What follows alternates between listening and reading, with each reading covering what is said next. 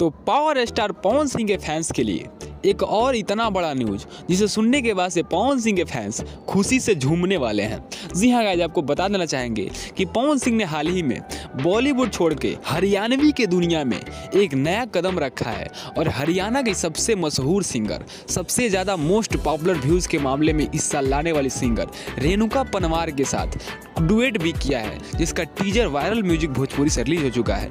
अगर आपने अभी तक उस टीजर को नहीं देखा है ना, तो प्लीज़ जाके देखिए, क्या टीजर है। देखने के बाद से आपका मूड फ्रेश हो जाएगा। उस टीजर को भी ट्रेंडिंग में लाना है और गाना आ रहा है परसों यानी 15 तारीख को, तो देखने के लिए तैयार रहिएगा क्योंकि उस गाने को एक दिन में 10 मिलियन लाना है।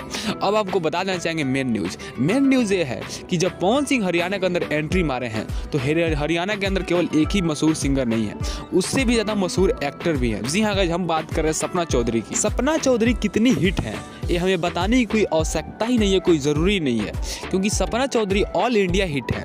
वो किसी राज्य में मशहूर नहीं है, पूरे ऑल इंडिया में हिट है। और उनके साथ पवन सिंह बहुत पहले होली में कुछ सेलिब्रेट भी किए थे और होली में उनका आगमन भी हो चुका था और पवन सिंह ने उनके साथ होली सेलिब्रेट भी किया था।